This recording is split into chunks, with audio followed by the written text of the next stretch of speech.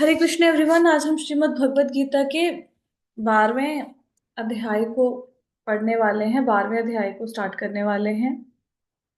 तो श्रीमद् भगवत गीता को जो 12वां अध्याय है, ये बहुत ही इम्पॉर्टेंट अध्याय है, बहुत इम्पॉर्टेंट चैप्टर है।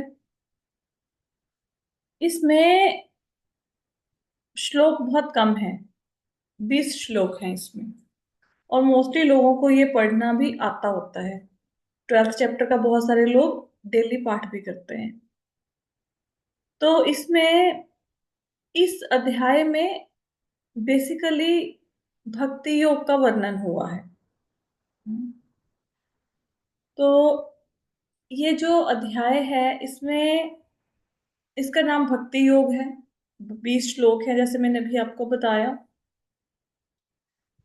इस अध्याय का आरंभ होता है अर्जुन के एक प्रश्न से। अर्जुन भगवान कृष्ण से एक प्रश्न पूछते हैं, और अब भगवान उस प्रश्न के जब उत्तर देना शुरू करते हैं, तो फिर भगवान बोलते चले जाते हैं श्लोक में।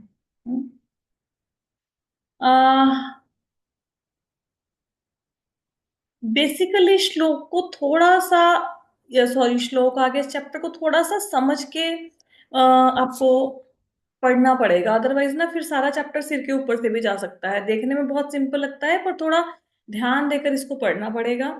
तो बहुत ज्यादा श्लोक एक दिन में नहीं करेंगे, एक एक दो दो श्लोक करेंगे ताकि सबको अच्छे से क्लियर हो जाए। ठीक है, तो स्टार्ट करते हैं। अर्जुन का क्या प्रश्न है और भगवान फिर उसका क्या उत्तर देते हैं। श्लोक स्टार्ट करते हैं। फर्स्ट श्लोक है, अर्जुन उवाच एवं सततयुक्ता ये भक्ता स्वां पर्युपासते ये चापक्षर अव्यक्तम तेषां के योगवित्तमः। तो इसमें अर्जुन ने पूछा, जो आपकी सेवा में सदैव तत्पर रहते हैं, या जो अव्यक्त निर्विशेष ब्रह्म की पूजा करते हैं, इन दोनों में से अधिक पूर्ण सिद्ध किसे माना जाए? मतलब कौन है जो अधिक पूर्ण है, अधिक सिद्ध है। अब आपको पता होगा कि हमने जो इससे पहले चैप्टर किया, 11th चैप्टर, तो 11th चैप्टर में क्या है? भगवान के विराट रूप का वर्णन है। अर्जुन ने भगवान का विराट रूप देखा, उसी ने इच्छा प्रकट करी कि मुझे भगवान का विराट रूप देखना है। भगवान ने विराट रूप दिखाया, अर्जुन डर गया। फिर भगवान को कहा कि भगवान मुझे तो ना वो चतुर्भुज रूप दिखाओ, मैं इस रूप को देखकर भयभीत हो गया हूं। तो भगवान को समझ आ गया कि अर्जुन डर गया है, तो भगवान ने वो अपना रूप, विराट रूप जो था, वो छुपा लिया और चतुर्भुज रूप में भगवान अर्जुन के सामने आ गए। फिर भगवान अपने मूल रूप में, जो दो भुजाओं वाले कृष्ण का रूप है, उसमें अर्जुन के सामने आ गए। ठीक है, जब हमने वो चैप्टर पढ़ा, तो उस चैप्टर में जो हमारा लास्ट का श्लोका था, 11.55, 55 श्लोका थे ना उस चैप्टर में। तो उसमें हम लोगों ने ये पढ़ा था, हम लोगों ने साधन पंचक पढ़ा था। अगर आपको याद हो, साधन पंचक बताया था, जिसमें साधन पंचक मतलब 5 बातें आई थी 11.55 श्लोक में। कौन सी 5 बातें आई थी? 5 बातों को दो हिस्सों में डिवाइड किया गया था। एक था कि हमें भगवान के साथ संबंध को गहरा करना है। दूसरा था कि संसार से संबंध को तोड़ना है, विच्छेद करना है संसार से संबंध को। तो उसमें 11th चैप्टर के 55 श्लोका में आया था, 3 शब्द आए थे, मत कर्म कृत, मत परमः, मद भक्त। तो मत कर्म कृत का अर्थ था कि जो भगवान की प्रसन्नता के लिए ही कार्य करता है। हम्म? और फिर मत परम का अर्थ था कि जो भगवान को ही सर्वश्रेष्ठ मानता है, भगवान ही जिसके जीवन का लक्ष्य है। मद भक्त का अर्थ है कि जो सिर्फ भगवान कृष्ण का ही भक्त है। तो भगवान का होके भगवान के लिए भगवान की सेवा करना, भगवान में ही मन को लगाना, ये हो गया भगवान से गहरा संबंध स्थापित करना। संसार से संबंध विच्छेद का क्या मतलब है? उसके लिए 2 शब्द आए थे, संग वर्जित और निर्वैर। हम्म कि जो भौतिक लोग हैं उनके संग को छोड़ दो, है ना, सकाम कर्मों को छोड़ दो, और सब जीवों के प्रति दया की भावना होनी चाहिए, सबके प्रति प्रेम होना चाहिए। तो कहते, भगवान कहते जो ऐसे मेरी भक्ति करेगा वो मुझे पालेगा। भगवान ने ऐसा कहा कि वैसे तो मैंने अर्जुन जो तुम्हें रूप दिखाया है अपना विराट रूप, या फिर मैं तुम्हें चतुर्भुज रूप दिखा रहा हूं, या भगवान कृष्ण अपना रूप मूल रूप दिखा रहे हैं दो भुजाओं वाला, कहते ये ऐसा रूप है कि इसको यज्ञ दान तपस्या पुण्य कर्मों से देखा नहीं जा सकता। तो वो पूछेगा फिर देखा कैसे जा सकता है? भगवान कहते जो मेरा हो के मेरे लिए मेरी प्रसन्नता के लिए कार्य करे, जो मेरा ही भक्त हो, जो किसी से द्वेष ना रखे, और जो जिसकी कोई भौतिक शक्ति ना हो, जो कोई सकाम कर्म ना करे, वो मेरा भक्त है, वो मेरे दर्शन कर सकता है। अब अर्जुन को उत्साह आ गया। अब अर्जुन जोश आ जाता है ना ऐसी बात सुन के, जैसे है ना, जैसे आपको बोला जाए आपको भगवान के दर्शन हो सकते हैं, तो आप बोलोगे फिर जोश आ गया, माता जी कैसे होंगे भगवान के दर्शन, जल्दी बताओ, है ना। अब अर्जुन को जोश आ गया है भगवान की ये बात सुनकर। अब अर्जुन भगवान से इस श्लोक में क्या पूछते हैं? इस श्लोक में अर्जुन भगवान से प्रश्न पूछते हैं कि भगवान, जैसे आपने बताया कि जो मेरा होके मेरे लिए मेरी मेरी भक्ति करे, मेरी सेवा करे, वो मुझे पालेगा। तो दो प्रकार के लोग हैं। दो प्रकार के भक्त कौन से होते हैं? एक तो होते हैं जो भगवान की साकार रूप की पूजा करते हैं। जैसे भगवान के अलग अलग अवतार हुए हैं, वराह अवतार हुआ, कूर्मा अवतार हुआ, मत्स्य अवतार हुआ, नरसिंह अवतार हुआ, वामन देव का अवतार हुआ, भगवान विष्णु की पूजा करते हैं, रामचंद्र जी की पूजा करते हैं, भगवान कृष्ण की पूजा करते हैं। तो एक तो हो गया भगवान के साकार रूप की पूजा करना, कि भगवान का निराकार रूप नहीं है, जैसे हमारा रूप है ऐसे भगवान का भी एक रूप है, भगवान का एक दिव्य रूप है। हम्म एक तो इस प्रकार भगवान की पूजा करते हैं। दूसरे कौन से होते हैं? जो ब्रह्म की पूजा करते हैं। ब्रह्म मतलब जो कहते हैं कि भगवान निराकार है, भगवान का कोई रूप नहीं है। हम्म जैसे कहते हैं ना कि ब्रह्म ब्रह्म अक्षर का ध्यान करना, ब्रह्म का ध्यान करना, उनके लिए भगवान का कोई रूप नहीं है, भगवान हर जगह पे है, सब जगह पे। तो अर्जुन कह रहे हैं कि जब दो तरह के आपके भक्त हैं, कि एक तो आपके सगुण रूप की पूजा करते हैं, एक आपके निराकार रूप की पूजा करते हैं, तो इन दोनों में से सर्वश्रेष्ठ कौन सा है? ऐसा अर्जुन ने क्यों पूछा? अर्जुन ऐसे इसलिए पूछ रहा है कि भाई मैंने तो आपके विराट रूप को देखा, मैंने आपके चतुर्भुज रूप को भी देखा, मैंने आपके दो भुजाओं वाले रूप को भी देखा, तो मैंने तो सारे रूप देख लिए। तो मुझे तो आपका जो साकार रूप है उसका ध्यान करना इजी लगता है। लेकिन बहुत सारे ऐसे लोग हैं जो साकार रूप की पूजा नहीं करते, निराकार का ध्यान करते हैं। तो ऐसा तो नहीं कि जो निराकार का ध्यान करते हैं उनको भगवान मिल जाएंगे, जो साकार का ध्यान करते हैं उनको भगवान नहीं मिलेंगे, या लेट मिलेंगे, या उनका मार्ग कठिन है, कुछ ऐसा तो नहीं। तो वो अर्जुन डबल श्योर हो जाना चाहता है कि मुझे भगवान को पाना तो है, भगवान की भक्ति तो करनी है, लेकिन मैं किस प्रकार भक्ति करूं? मैं सगुण रूप की पूजा करूं या मैं निर्गुण रूप की पूजा करूं? ये अर्जुन भगवान से पूछकर डबल श्योर होना चाहते हैं कि भाई मेरा जो रास्ता है, जो मैंने चुना है, वो ठीक है ना, वो गलत रास्ता तो नहीं है। हम्म ये श्लोक का, यहां से श्लोक की शुरुआत होती है। कोई स्क्रीन पर ना कुछ लिख रहा है, एक मिनट, पहले मैं इसको डिलीट कर दूं। Just 1 minute. ठीक है। तो यहाँ पे जो शब्द आया एवं, एवं का मतलब क्या है? एवं का मतलब है इस प्रकार। इस प्रकार का मतलब क्या है? इस प्रकार का मतलब है कि भगवान जैसा आपने 11.55 श्लोक में बताया उस प्रकार। एवं, एवं का मतलब समझ आया कि जिस विधि से आपने अपनी भक्ति करनी बताई, कैसे पिछले श्लोक में बताई, अभी अभी आपने मुझे बताई है सतत युक्ता। सतत युक्ता का अर्थ क्या है? सतत युक्ता का अर्थ है जो निरंतर बिल्कुल तल्लीन होकर, सतत युक्ता मतलब निरंतर किसी काम में लगे रहना, पूरा तल्लीन होकर उस काम में लगे रहना। कि जो आपने ये का मतलब क्या है? ये का अर्थ होता है जो, भक्ता भक्तास्त्वाम, ऐसे जो आपके भक्त हैं, जो आपने बताया एग्जैक्टली वैसे ही आपकी भक्ति करते हैं, जैसा आपने 11.55 में बताया, बिल्कुल निरंतर सतत रहकर। ये पहली लाइन का अर्थ है। ठीक है। अब सतत युक्ता का अर्थ क्या होता है? सतत युक्ता ये होता है कि हम लोग ना दो प्रकार के काम करते हैं। कौन कौन से? एक तो होते हैं परमार्थिक काम होते हैं, एक हमारे व्यवहारिक काम होते हैं। परमार्थिक काम कौन से होते हैं? परमार्थिक काम जैसे आपने चैंटिंग की, ये परमार्थिक हो गया। आपने भगवत गीता की क्लास लगाई, ये परमार्थिक हो गया। आपने भगवत गीता पढ़ ली, ये परमार्थिक हो गया।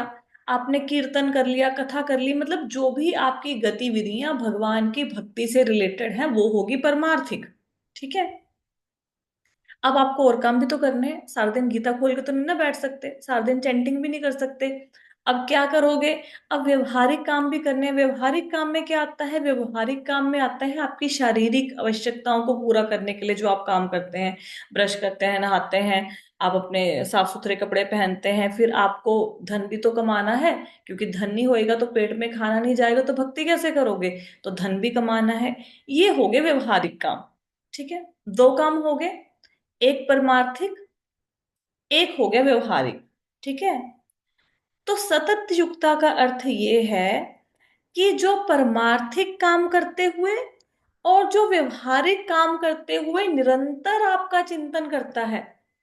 मोस्टली हम लोगों से भूल क्या होती है? जो साधक होते हैं, साधक ये सोचते हैं कि जब हम गीता पढ़ रहे हैं, हम लोग क्लास लगा रहे हैं, जाप कर रहे हैं, तब तो हम भगवान से जुड़े हुए हैं। लेकिन सपोज करो मैं एक्टिवा चला के मार्केट से सब्जी लेने चली गई, अब ये काम जो है ये भगवान से जुड़ा हुआ नहीं है। तो ऐसे हम दोनों चीजों को अलग अलग देखते हैं कि ये परमार्थिक काम है, ये हमारे व्यवहारिक काम है। वास्तव में ऐसा नहीं है। सतत युक्ता का अर्थ ये है, चाहे आप परमार्थिक काम कर रहे हो, चाहे आप व्यवहारिक काम कर रहे हो, उन दोनों में भगवान में लगे रहना। हम्म? जैसे सपोज करो, इसको एक एग्जाम्पल से समझो। एग्जाम्पल ये है कि जैसे आपने किसी को कुछ सामान बेचा, आपकी दुकान है। ठीक है। सामान बेचा, तो सामान बेचते हुए आपको पता है कि मैं दुकानदार हूं, ये सामान मैं इस व्यक्ति को बेच रहा हूं, ये मेरा 2,000 रुपये का सामान आया है, मैंने इसको 2500 रुपये का बेच दिया, अब इससे मुझे 500 रुपया प्रॉफिट होगा। ठीक है। तो उस समय आपको पता होता है कि ये प्रॉफिट मेरा है। मैं क्यों बेच रहा हूं? इसलिए बेच रहा हूं क्योंकि इससे धन आएगा, मुझे परिवार चलाना है। अब जब किसी व्यक्ति ने कोई आपसे सामान लिया, आप उसका टोटल लगा रहे हैं, सपोज जब आप जोड़ लगाते हैं, सपोज करो 2,000 रुपए की व्यक्ति ने आपसे 10 चीजें ले ली। ठीक है। जब आप 10 चीजों का जोड़ लगाएंगे, उस समय आपके ध्यान में ये नहीं रहेगा कि आप, आपका नाम क्या है, आप क्या काम कर रहे हो, आपको इससे कितना प्रॉफिट होगा। तब पूरी तरह से तल्लीन होके आप सिर्फ जोड़ लगाएंगे, है ना। उस समय तो नहीं ध्यान में रहेगा ना जोड़ लगाते हुए कि मुझे कितना प्रॉफिट बनेगा, मैं क्यों इस काम को कर रहा हूं। उस समय सिर्फ और सिर्फ जोड़ पे ध्यान होगा। क्यों ध्यान होगा? गलती लगी तो पैसे कम मिल सकते हैं, नुकसान हो सकता है, ग्राहक क्या कहेगा कि सामान के गलत पैसे लगा दिए। फिर जब जोड़ लगा के उससे पैसे लिया, फिर आप अपनी वास्तविक स्थिति में आ जाते हैं, अरे वाह मुझे प्रॉफिट हो गया 500 रुपए का, है ना। तो स्टार्टिंग में भी आपको पता था कि मैं प्रॉफिट के लिए काम कर रहा हूं, मैं कौन हूं, मैं प्रॉफिट के लिए काम कर रहा हूं। जब क्रिया खत्म होगी उसके अंत में भी आपको पता था कि मैं भी ये व्यापारी हूं, मैं इस प्रॉफिट के लिए काम कर रहा हूं। बीच में आप बिल्कुल भूल गए। ठीक है। तो क्या जो बीच में आप टोटल लगाते हुए भूल गए कुछ देर के लिए कि मैं व्यापारी हूं और मुझे प्रॉफिट अर्न करना है इस ट्रांजेक्शन से, क्या उस समय आप व्यापार का काम नहीं कर रहे हो? कर तो व्यापार का काम ही रहे हो ना, लगा तो टोटल ही रहे हो। टोटल गलत हो गया तो लॉस नहीं हो जाएगा? तो इसी प्रकार जब हम व्यवहारिक काम करते हैं कोई भी, तो व्यवहारिक काम करने से पहले अगर हम भगवान को याद रखते हैं, और अगर लास्ट में भगवान को याद रखते हैं, जब मैंने एक्टिवा मार्केट से सब्जी मंडी से सब्जी लेनी थी, तो जब मैंने एक्टिवा स्टार्ट करी तो मुझे भगवान याद आए। ठीक है। फिर जब मैं सब्जी खरीद रही हूँ उस समय मेरे दिमाग में भगवान नहीं है। ठीक है। उस समय क्या है, मेरा ध्यान हो गया सब्जी लेने में, फिर मैं इसने सब्जी लेके जब वापस आई फिर मुझे भगवान का स्मरण हो गया। तो जो सब्जी लेने का बीच का कार्य था वो भी भगवान की भक्ति ही है। ऐसा नहीं कि जब याद किया वो भक्ति है, जब याद नहीं किया वो भक्ति नहीं है। फिर वो पूरा दिन भगवान का ही चिंतन है। अगर कोई व्यक्ति किसी काम को शुरू करने से पहले और उस काम के अंत में भगवान का चिंतन करता है, और जो भी वो काम कर रहा है उसको 100% देता है, तो वो भी भगवान की भक्ति ही है। क्योंकि वो अपना समझ के उस काम को नहीं करता, वो काम को इसलिए करता है कि भगवान ने मुझे ये ड्यूटी दी है। ये ड्यूटी मैं अगर मैं इसमें 100% नहीं दूंगा तो भगवान ने मुझे सेवा दी है तो भगवान मुझसे प्रसन्न नहीं होंगे। जब ऐसा करके काम करते हो तो वो भी भक्ति है। तो चाहे परमार्थिक काम करो, चाहे आप व्यवहारिक काम करो, मतलब शरीर की जरूरतों से संबंधित या फिर आजीविका कमाने से संबंधित, दोनों प्रकार के काम करो, जिसको व्यवहारिक काम करते हैं वो भी आपकी भक्ति ही मानी जाएगी। क्योंकि आपने एक्टिविटी शुरू करने से पहले भगवान को याद किया, और एक्टिविटी खत्म करने के बाद भगवान को याद किया, और बीच के समय में 100% उस एक्टिविटी को दे दिया, तो वो भी भक्ति ही है। लेकिन ये मान के वो एक्टिविटी को किया कि ये भगवान ने मुझे काम सौंपा है। हम्म? तो सब भक्ति है। जैसे सपोज करो आपकी शादी हुई, शादी हुई, तो जब आपने पति की सेवा करी तभी भी आप पति के बारे में सोच रहे हो। अब चलो खैर, शादी के 2 4 6 महीने बाद तो पता नहीं, पति पत्नी दोनों एक दूसरे के दुश्मन बन जाते हैं। लेकिन चलो नई नई शादी होती है, कुछ देर के लिए तो 1 2 महीने के लिए शांति रहती होगी, या कम से कम 1 वीक के लिए, है ना। वैसे तो घूमने जाओ वहीं पे झगड़े शुरू हो जाते हैं। तो चलो सपोज एग्जाम्पल के लिए ले लेते हैं। ठीक है। तो शादी हुई। अब जब आप पति के साथ हो तब भी पति का ध्यान है, जब पति काम पर चले गए ध्यान तो तब भी पति की तरफ ही है ना, कि शाम को आएंगे, आने का समय हो गया, उनके आने के लिए खाना बना दूं, तो वो भी पति का ही चिंतन है। फिर जब आपने पति के माता पिता की सेवा करी, तो वो भी तो इनडायरेक्टली पति की ही सेवा है ना, क्योंकि माता पिता किसके हैं, वो तो पति के ही हैं। तो वो भी तो पति की सेवा ही मानी जाएगी ना। फिर आपने क्या किया, घर की सफाई कर दी। अब वो घर किसका है, घर भी तो पति का ही है ना। तो ऐसा थोड़ा ना है कि पति की टांगे दबा रहे हो, पति को खाना खिला रहे हो, वो पति की सेवा है, लेकिन घर की सफाई कर दी, माँ बाप का उनके ख्याल रख लिया, वो सेवा नहीं है, वो भी पति की ही सेवा है। राइट। लेकिन वो थोड़ी सी इनडायरेक्टली सेवा हो गई। ठीक है। तो ये नहीं समझना कि जब हम गीता भागवत पढ़ते हैं बाकी टाइम, वो तो समय जाप कर रहे हैं, वो तो ठीक है भगवान की भक्ति है, बाकी समय हमारा भगवान की भक्ति नहीं है। लेकिन इसका मतलब आप ये भी नहीं कह सकते कि मैंने सीरियल देखना शुरू किया टीवी पे, मैंने बोला हरे कृष्णा, सीरियल खत्म हो गया, मैंने बोला हरे कृष्णा, और बीच में आधे घंटे का सीरियल देखा, उसमें मैंने बहुत ध्यान से सीरियल को देखा, ये फिर मैंने भगवान को समर्पित कर दिया सीरियल। ऐसा नहीं है। शारीरिक और आजीविका वाले जो दो बातें बताई हैं, व्यवहारिक बातें, उसका अर्थ ये है कि जो शरीर को मेंटेन करने के लिए मिनिमम जरूरी है। अब नहीं नहाएंगे तो शरीर से स्मेल आने लगेगी, ब्रश नहीं करेंगे दांत टूट जाएंगे, कपड़े नहीं चेंज करेंगे कौन आपको अपने पास खड़ा करेगा, गंदे होके थोड़ा ना भक्ति की जाती है। ठीक है।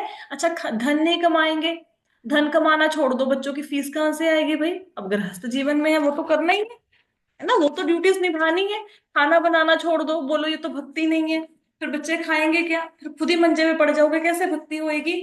तो चाहे परमार्थिक काम करो, चाहे आप व्यवहारिक काम करो, दोनों ही भगवान की भक्ति हैं, बशर्ते आप अपने व्यवहारिक कामों को भगवान से जोड़ कर देखें। तो सतत युक्ता का मतलब समझ आया कि पूरे दिन में कैसे भक्ति हो सकती है। सतत युक्ता निरंतर तत्पर होके कैसी भक्ति होती है। आई होप सो क्लियर हो गया होगा। हम्म। जी माता तो आगे चलते हैं। अब कभी भी ये मत सोचना गीता, अब मैंने बहुत बार देखा कुछ लोगों को लगता है कि जितनी देर हमारे सामने गीता खुली है वो भक्ति है, बाकी काम भक्ति नहीं है। बाकी काम भक्ति कैसे नहीं है, वो भी भक्ति है। अब झाड़ू लगा रहे हो घर में, वो भक्ति नहीं है? वो भी तो भक्ति है भैया। घर गंदा होगा तो गीता भागवत गंदी जगह पे बैठ के पढ़ोगे क्या? ठीक है। तो गृहस्थी जो लोग हैं वो ऐसे ही भक्ति कर सकते हैं, हम ब्रह्मचारी नहीं है। हम पूरा दिन माला लेके नहीं बैठ सकते। हमारे लिए कोई ऐसा थोड़ा ना कि एक व्यक्ति ने खाना बना दिया और हमारे सामने खाने की थाली आ जाएगी, ये खा लो, वो तो काम हमें करने पड़ेंगे। हम गृहस्थ हैं। ठीक है। सतत युक्ता हो गया। इसके बाद क्या है?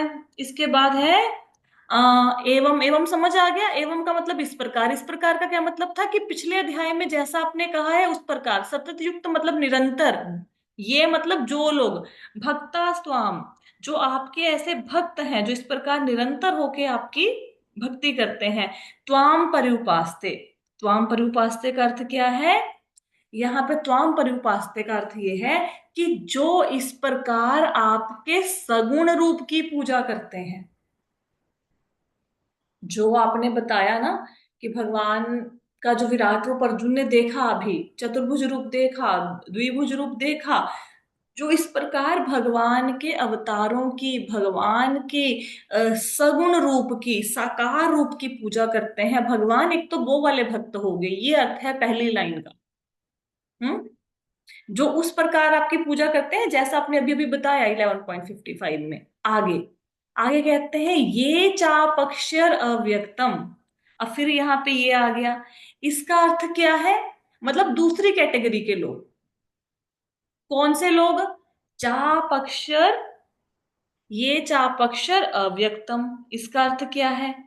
कहते वो लोग जो अक्षर ब्रह्म का ध्यान करते हैं। वो रूप जिसको हम इंद्रियों से देख नहीं सकते, अप्रकट रूप का ध्यान करते हैं, जो ब्रह्म का ध्यान करते हैं, भगवान के शरीर से निकलने वाली किरणों में ही लीन होना चाहते हैं, जो समझते हैं भगवान सब जगह व्यापक हैं, सृष्टि के कण कण में हैं, लेकिन उनका कोई आकार नहीं, वो निराकार है, ये वो वाले भक्त। ये चापक्षर मतलब जो, ये का मतलब फिर से जो, लेकिन कौन जो? जो अव्यक्त रूप में आपकी पूजा करते हैं, तेषाम, उनमें से। तेषाम का अर्थ क्या है? मतलब ऊपर वाली कैटेगरी, जो आपके साकार रूप की पूजा करते हैं जैसा आपने बताया, और नीचे वाली कैटेगरी जो निराकार रूप की पूजा करते हैं, तेषाम, उन दोनों में से। के मतलब कौन? कौन सा? योग वित्तमः, योग विद्या में अत्यंत निपुण है। मतलब कौन सा ऐसा है जो अम अधिक श्रेष्ठ है। ठीक है। श्लोका समझ आया सबको?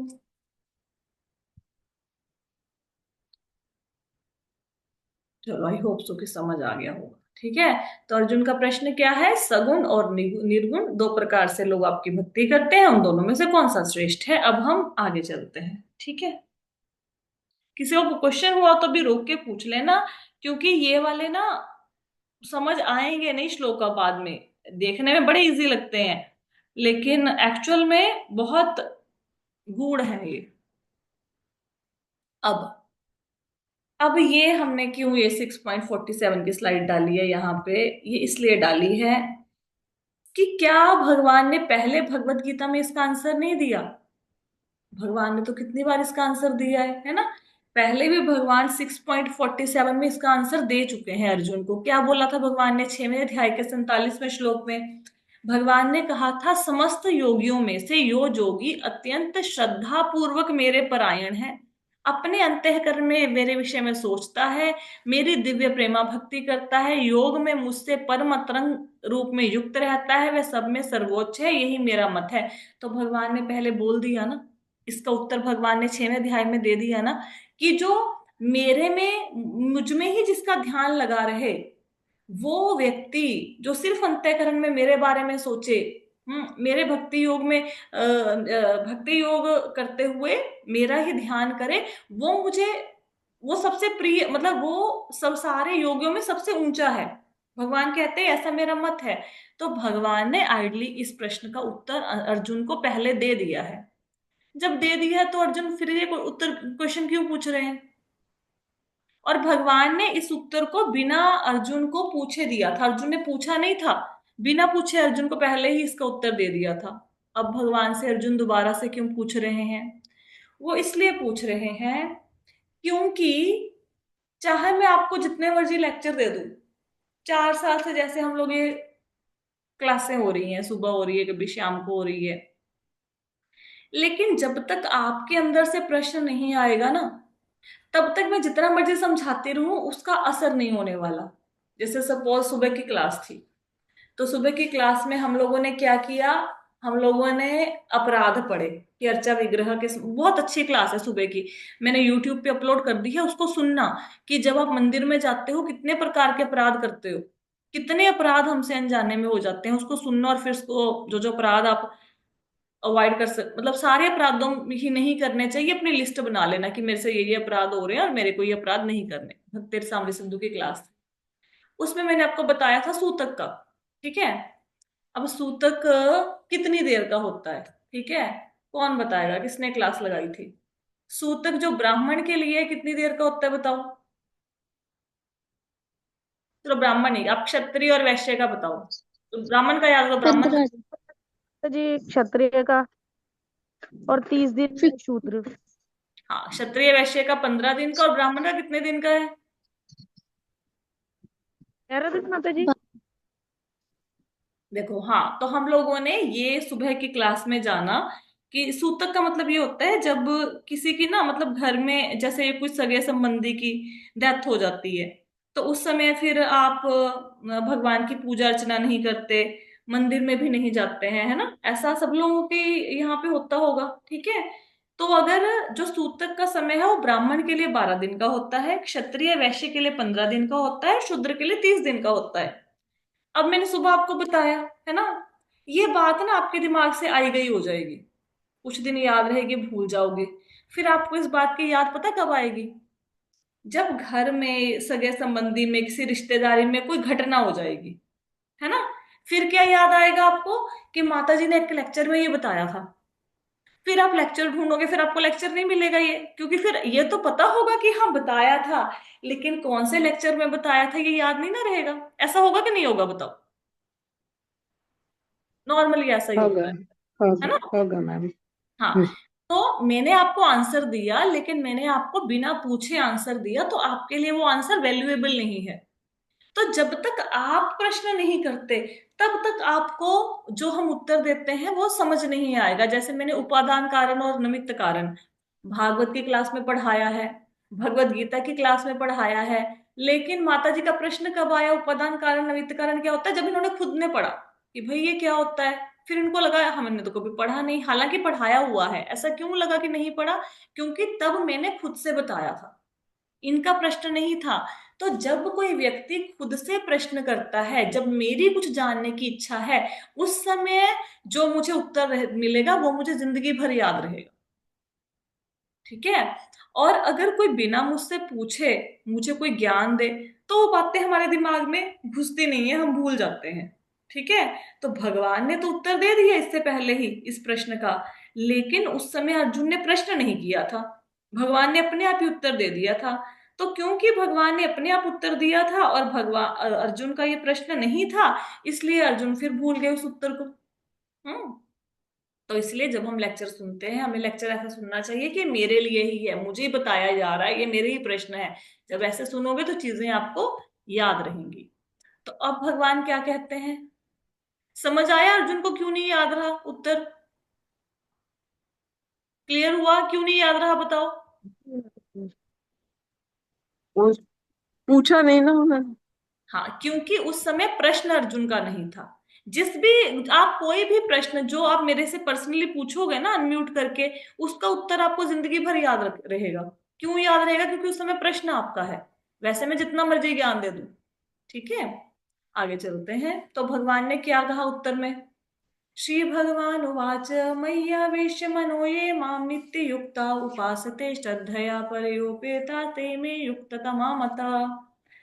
तो भगवान ने कहा, जो लोग अपने मन को मेरे साकार रूप में एकाग्र करते हैं और अत्यंत श्रद्धा पूर्वक मेरी पूजा करने में सदैव लगे रहते हैं, वे मेरे द्वारा परम सिद्ध माने जाते हैं। तो भगवान ने उत्तर दे दिया कि सगुण और निर्गुण इनमें से जो लोग मेरे साकार रूप का ध्यान करते हैं और मेरी ही पूजा करते हैं श्रद्धा के साथ, वो मुझे, ऐसा मेरा मत है कि भाई वो योग में सबसे श्रेष्ठ है, मेरे द्वारा वो परम सिद्ध माने जाते हैं, भगवान ने ऐसा बोला। ठीक है। तो इसमें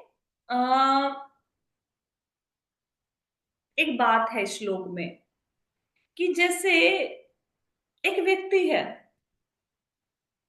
अब प्लेटफॉर्म पे खड़ा है, उसको ट्रेन की आवाज सुनाई दी दूर से।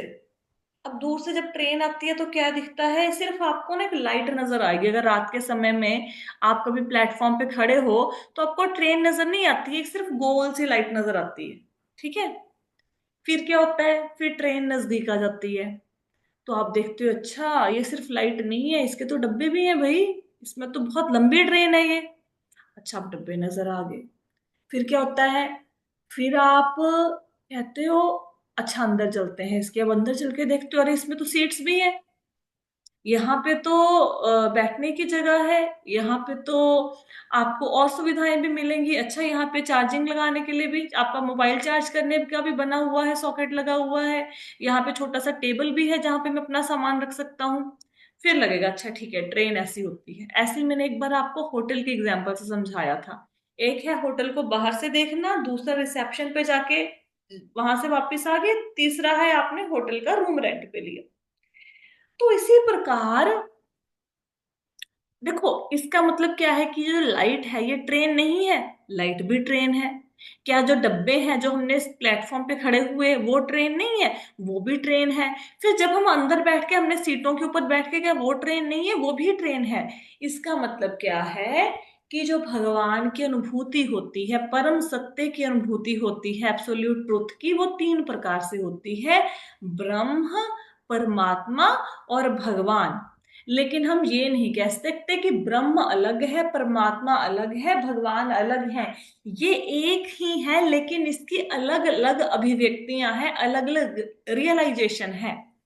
जैसे पानी है, एक पानी तरल है जो आप गिलास ग्लास में पीते हो, एक पानी बर्फ के रूप में जमा हुआ है, एक पानी है जो भाप बन के उड़ रहा है। वो लिक्विड, एक होता है क्या लिक्विड फॉर्म होती है, एक होती है इसकी सॉलिड, और एक होता है गैस। तीन प्रकार से पानी को देखते हो ना। अब अगर आपको प्यास लगे और मैं आपको बर्फ ला के आपके आगे रख दूं, तो आप बोलोगे नहीं बर्फ नहीं, मुझे तो पानी चाहिए। हालांकि बर्फ और पानी दोनों बने एक ही चीज से हैं, वो भी हाइड्रोजन ऑक्सीजन से बना है, वो भी उससे बना है। पानी का वही रूप है, बर्फ पिघल जाएगी वो पानी ही बन जाएगा। लेकिन आप कहोगे नहीं बर्फ से मेरा कुछ नहीं बनने वाला, मुझे तो पानी ला के पिलाओ। है पानी ही, उसके अलग अलग रूप हैं। इसी प्रकार ब्रह्म भी, परमात्मा भी और भगवान ही, ये एक ही परम सत्य की अलग अलग अनुभूतियां हैं, ये अलग अलग नहीं है।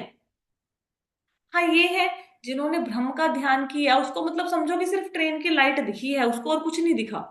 फिर जिसने परमात्मा का ध्यान किया उसने अंतःकरण में भगवान को देखा, उसने भी समझो ट्रेन के डिब्बे डिब्बे देखे हैं, उसको बाकी कुछ नहीं पता। जो योगी जन हिमालय में बैठ के भगवान के दर्शन कर रहे हैं अंतःकरण में, है ना। फिर एक होता है पूरा कृष्णा के दर्शन करना, जैसे हम मंदिर में दर्शन करते हैं, भगवान ने बांसुरी पकड़ी हुई है, भगवान ने बहुत सुंदर वस्त्र धारण किए हुए हैं, भगवान ने मोर मुकुट लगाया हुआ है, उन्होंने छड़ी पकड़ी हुई है, उनके पास एक छोटी सी गैया है, फिर पाँव में पायल पहनी हुई है, पीतांबर पहना हुआ है। फिर वो होती है रियल रियलाइजेशन। ठीक है, अच्छा भगवान ऐसे हैं। ठीक है। तो तीन प्रकार से भगवान की रियलाइजेशन होती है। यहाँ पे ये बताया गया है कि जो भगवान के साकार रूप की, ये जो कृष्णा के साकार रूप है जिसका मंदिर में दर्शन करते हैं, कहते हैं जो उसकी पूजा करते हैं वो परम सिद्ध है, ना कि वो जो निराकार की पूजा करते हैं, है ना, या ब्रह्म पे ध्यान लगाते हैं। अब एक प्रश्न आएगा ना कि भाई फिर उनका क्या होगा जो निराकार की पूजा कर रहे हैं, उनका कुछ नहीं बनेगा, उनका भी तो कुछ बनना चाहिए ना। तो उसका उत्तर भी भगवान श्लोक में अगले में देंगे। ये दो श्लोक का समझ आए सबको।